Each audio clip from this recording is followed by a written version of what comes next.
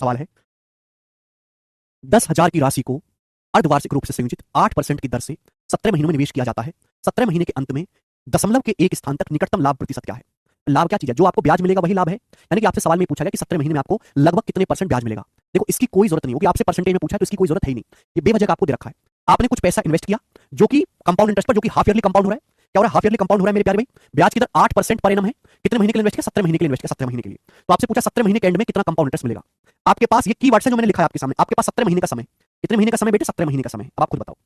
ब्याज half yearly compound हो रहा है, हर 6 महीने में सक्सेस लगेगा। तो 17 महीने का टोटल समय, तो 6 महीना पूरा बन जाएगा। 6 महीना 12 महीना, 6 महीने की तो 2 साइकिल कंप्लीट बन जाएंगी। और 5 महीना मेरे दोस्तों बच जाएगा। 6 महीने पूरी साइकिल नहीं बनेगी। 6 महीना 12 महीना और 5 17 महीना, 6 12 5 17 हो गया 17 महीना। अब बताओ अगर बेटे एक साल में 8% ब्याज है, एक साल में 8%, साल भर में 8% ब्याज है, तो 6 महीने में कितना ब्याज होगा? 4%। 6 महीने में कितना ब्याज होगा? 4%। 6 महीने में कितना ब्याज होगा? 4%। सॉरी, 6 महीने में कितना ब्याज होगा? 4%। 6 महीने में कितना ब्याज होगा? 4%। इन 5 महीने में कितना ब्याज होगा बेटे? 5 महीने में कितना ब्याज होगा? 5 महीने में सोचो, 5 महीने में कितना ब्याज होगा?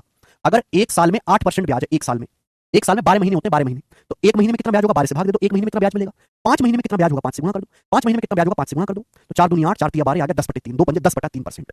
कितना आ गया बेटे? 10/3%। 5 महीने में कितना ब्याज है? ये 10/3%। 5 महीने में ब्याज होगा। एक साल में 8%, यानी कि एक महीने में बटे 12, एक महीने का ब्याज निकालना है 12 से भाग कर दो। 5 महीने का ब्याज निकालना है 5 से गुणा।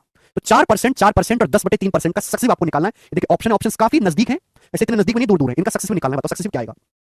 सक्सेसिव क्या आएगा मेरे दोस्तों? इनका पहले तीनों को जोड़ो भाई, तीनों को जोड़ो मेरे, पहले तीनों को जोड़ूंगा तो क्या आएगा? 4 4 8 और ये है 3.33। 10/3 का मतलब होता है 3.33%।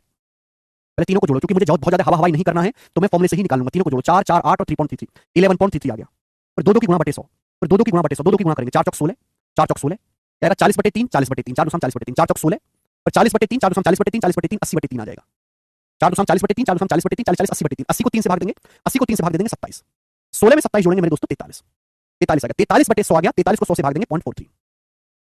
43 को 100 से भाग देंगे, 4 चौक 16, 40/3, 40/3, 80/3, 80 को 3 से भाग दिया 27, लगभग लगभग आया 16 + 27 43, 43/100 0.43। फिर तीनों की गुणा, फिर इन तीनों की गुणा करके 10,000 से भाग देंगे। जब आप इन तीनों की गुणा करोगे तो इतनी छोटी वैल्यू आएगी, आप उसको इग्नोर कर सकते हो। वो वैल्यू इतनी छोटी है कि उसकी कोई औकात है नहीं, तो आप उसको इग्नोर कर सकते हो। तो लगभग कितना आएगा? लगभग आएगा 11.437, 11.76%। तो लगभग आपको 11.76% ब्याज मिलेगा। 11.76 के नजदीक ये वाला ऑप्शन है 11.8। इसके नजदीक ये वाला ऑप्शन है 11.8%। आंसर है बी ऑप्शन, लगभग 11.8%।